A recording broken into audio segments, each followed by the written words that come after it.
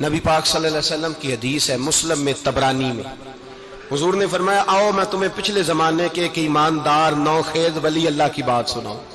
پچھلے زمانے حضور نے فرمایا پچھلے زمانے میں ایک بادشاہ جادو کے زور پہ حکومت کرتا تھا۔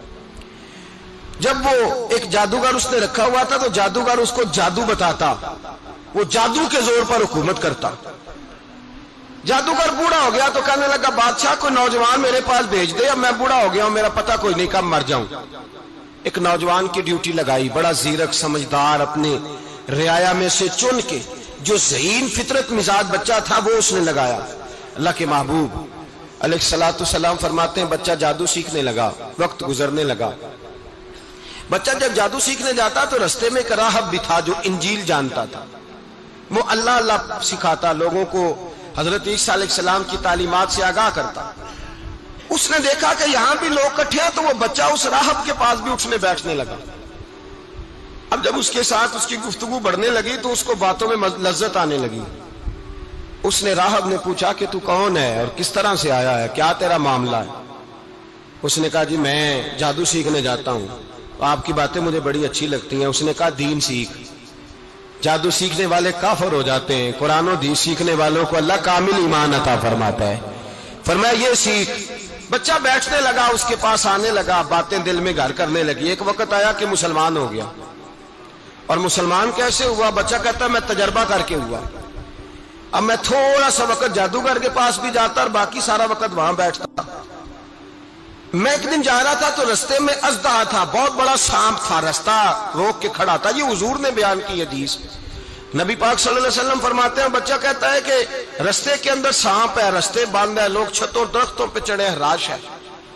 کہتے چھوٹا سا روڑا میں نے اٹھایا تو میں نے کہا اللہ اگر جادوگر سچا ہے تو اسے مار دے۔ چھوٹا سا روڑا میں نے پھینکا، اژدہا کوئی نہ مرا۔ پھر چھوٹا روڑا اٹھایا، میں نے کہا اللہ اگر وہ عالم سچا ہے تو اسے مار دے۔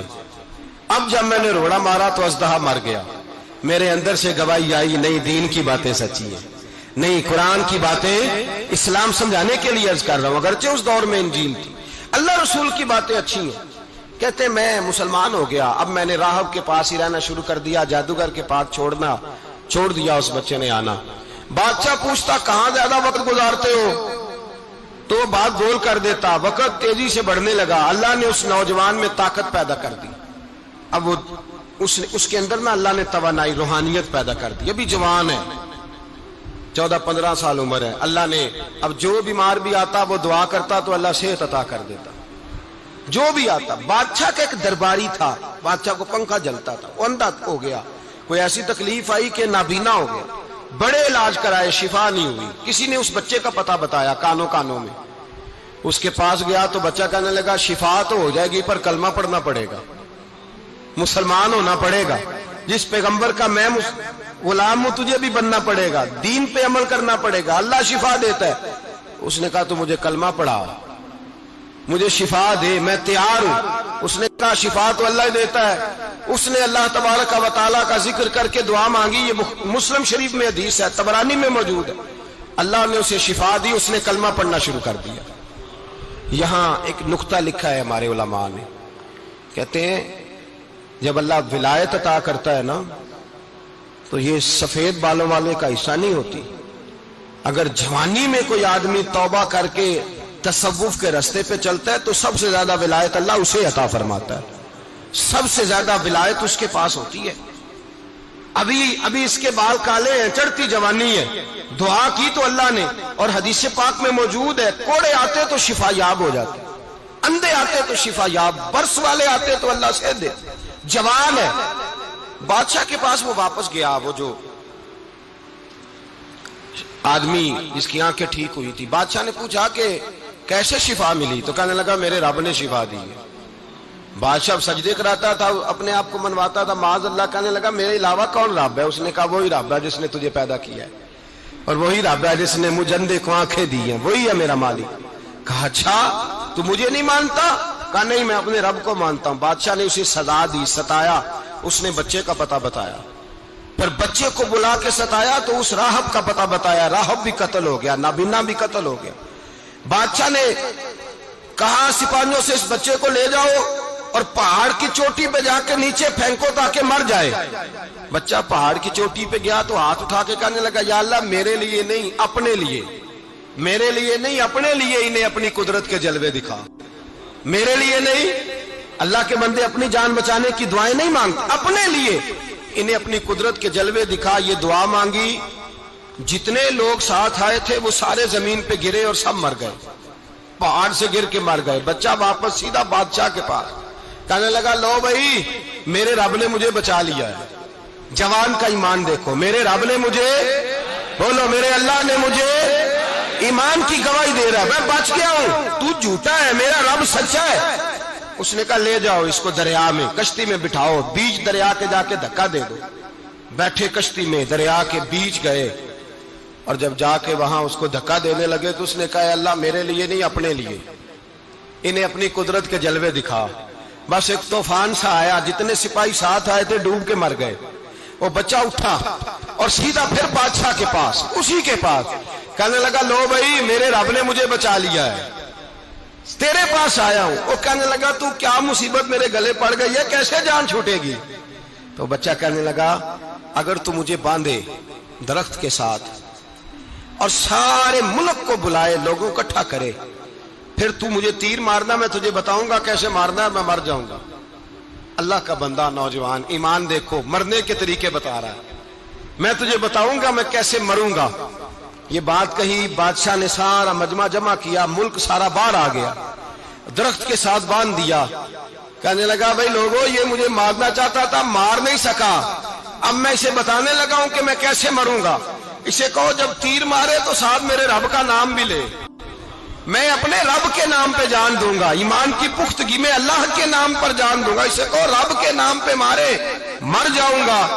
بادشاہ نے اللہ کہہ کے تیر مارا، پیشانی میں لگا، بچے کی روح پرواز کر گئی. جتنا مجمع کھڑا تھا سارا کلمہ پڑھ کے مسلمان ہو گئے، سارے مسلمان ہو گئے سارے. میرے رسول پاک سید عالم صلی اللہ علیہ وسلم نے نوجوانوں کو بتایا جب تمہارے اندر ایمان کی قوت آئے گی تو اللہ تمہاری مدد کرے. فرمایا وہ نوخیز ولی تھا، ابھی جوان رانا تھا، ابھی اس کی پیشانی پر جوانی کے آثار تھے، لیکن اس نے اللہ کو راضی کیا، رب کریم کو راضی. ولایت کا مطلب بڑھاپا نہیں، ولایت کا مطلب وہ نہیں کہ جب بڑا لمبا وقت گزر جائے تو پھر آدمی آئے کہ نہیں اب کیا کرنا ہے، اب مسجد ہی ہے، اب تو اس کے علاوہ گزارا ہی کوئی نہیں. تو اس وقت کا آنا اللہ کی بارگاہ میں قبول تو ہے، لیکن شاباشی اسی کو ملتی ہے جو جوانی کا وقت آئے، جو عین اس وقت آئے جو وقت میرے رسول پاک علیہ السلام کے غلام عبداللہ ابن عمر، حضرت عبداللہ ابن عمر رضی اللہ تعالیٰ عنہ فرماتے ہیں کہ میں نکلا، مجھے سفر کے لیے جانا تھا، تو تھوڑی سی کھجوریں، تھوڑا سا سرکہ، ایک شہد کی بوتل، چیزیں میں نے سفر کے لیے ساتھ رکھ لی. میں جب مدینے سے باہر صحرا میں نکلا نا تو رمضان نہیں تھا، غیر رمضان تھا. میں نے ایک نوجوان کو دیکھا بکریاں چرا رہا ہے، بکریاں چرا رہا ہے. اے جوان، آپ فرماتے ہیں اس کا چہرہ بڑا نورانیت والا، گرد پڑی ہوئی پر بڑا حسین. فرماتے ہیں میں نے اس کو کہا کہ آ جاؤ کھانا کھا لو، روزے بھی نہیں تھے. کہنے لگا نہیں میں نے روزہ رکھا ہوا ہے. فرماتے ہیں میں نے کہا پتہ کروں کہ نیرا نیک ہی ہے کہ پرہیزگار بھی ہے.